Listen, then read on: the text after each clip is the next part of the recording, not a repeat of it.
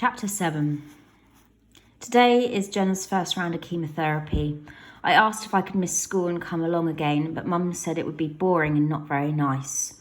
Jenna also didn't want me to see her attached to all the tubes and things. I said I didn't mind tubes, but Mum said Jenna does mind. That was that. So Mum went with her this morning and Dad went to work and I went to school, just like every other day, as if this is all normal now. Alex, can you stay behind a moment, please?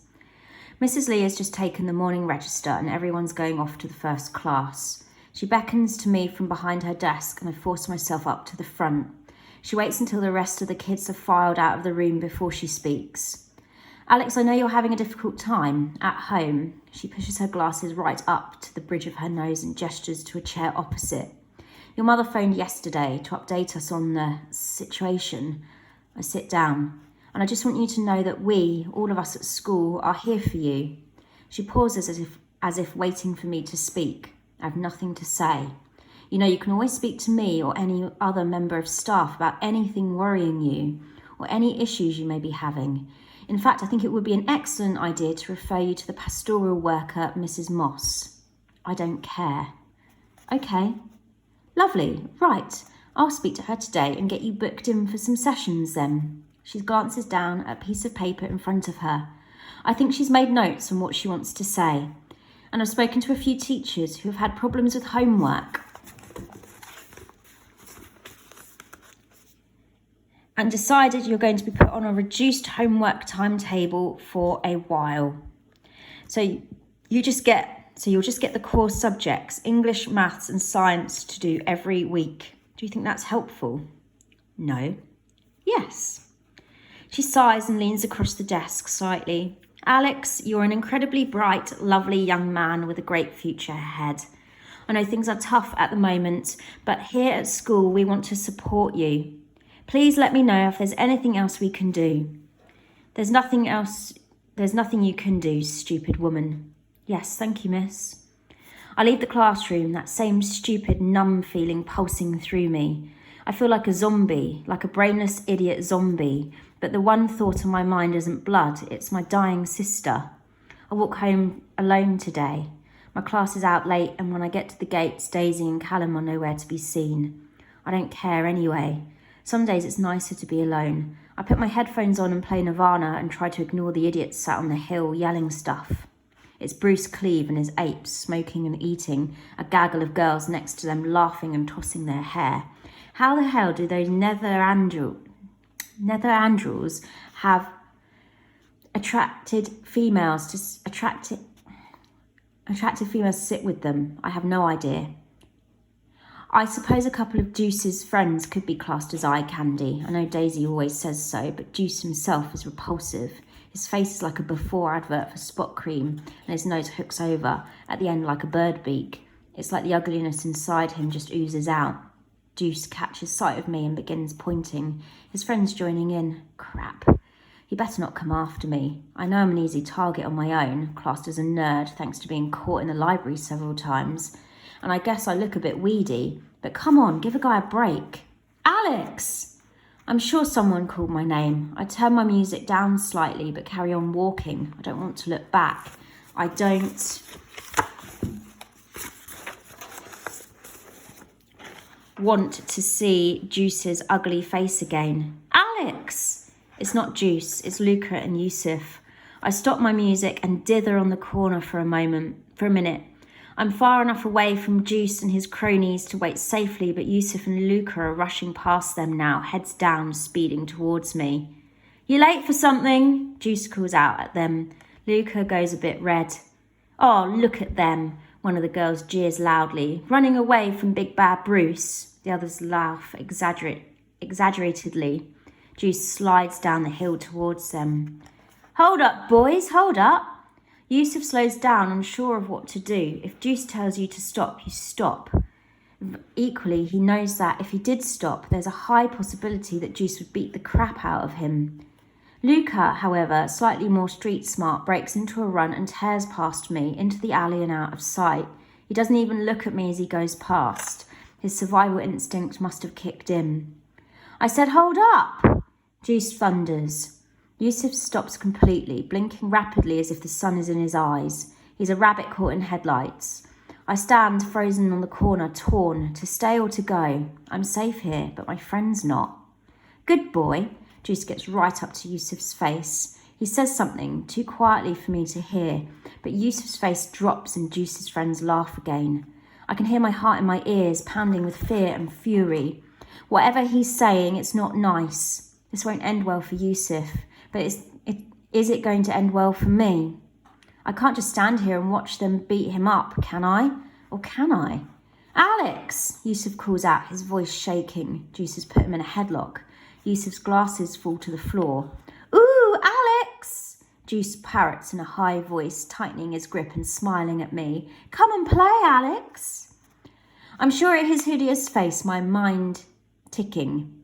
I stare at his hideous face, my mind ticking. Yusef is slowly turning a darker shade of red. He looks like he's about to cry. Am I about to cry?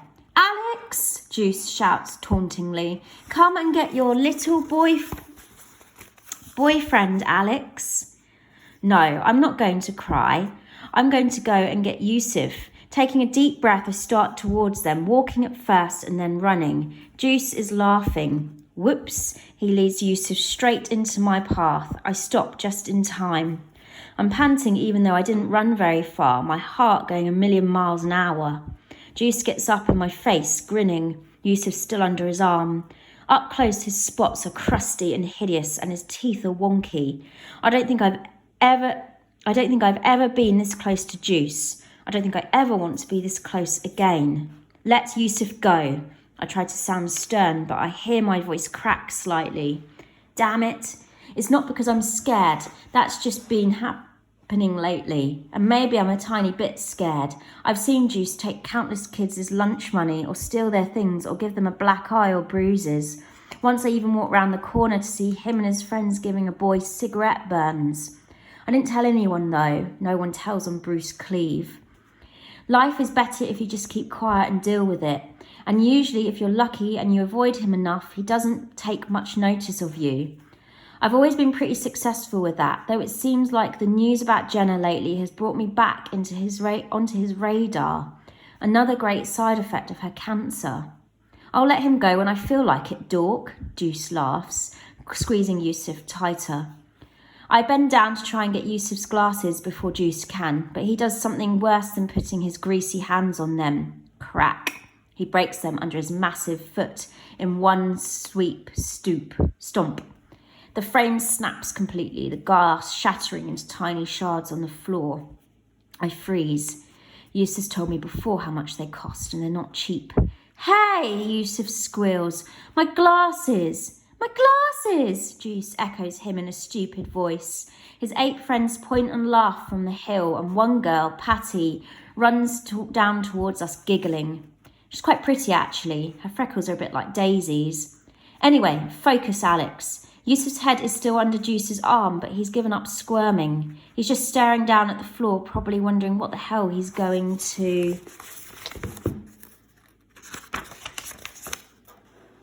do about his glasses. And Juice is grinning at me, like he's silently saying, come on then, what are you going to do about it? Let him go, Bruce, I say again, my head whirling. Come on, Al. Okay, options. Option 1, make Juice angry enough to swing a punch at me, therefore letting Yusef go. I'm faster than he is, I can outrun him. Option 2, kick him in the nuts, so he lets Yusef go and again make a run for it. Option 3, shout for help. We're not far from school. There must still be other kids around or adults. Even as this idea enters my mind, I push it away. I know it's ridiculous. No one helps save you from Bruce Cleave. Go on, make me. Juice sneers. I'm considering the initial 2 options when suddenly Patty puts her arm on Juice's shoulder and starts winding her hair around her finger. His eyes fly off me and stare at her like he's under a trance as she starts twirling a new strand. She stares back at him, half smiling. Gross. But he seems to be slowly forgetting about Yusef, his grip loosening. I try and catch Yusef's eye, bending down slightly and gesturing with my head. Come on, Yusef, this is our chance. Come on, Patty says after a moment. Let's get out of here. I hold my breath. Juice looks down at Yusef, then looks at Patty again. Without a word, he lets Yusef go and takes Patty by the hand. Yusef scrambles away, coughing. Are you all right? I ask him, patting him on the back. He looks like he's choking slightly. Sorry about your glasses. It's okay, Yusef wheezes. Not your fault. I needed new ones anyway. He straightens up and we both watch in disbelief as Juice and Patty walk up the hill. Patty turns around and I sweat as she smiles at us. What the hell? Yusef grabs his inhaler from his bag and takes a long drag. I really thought he was going to knock me out.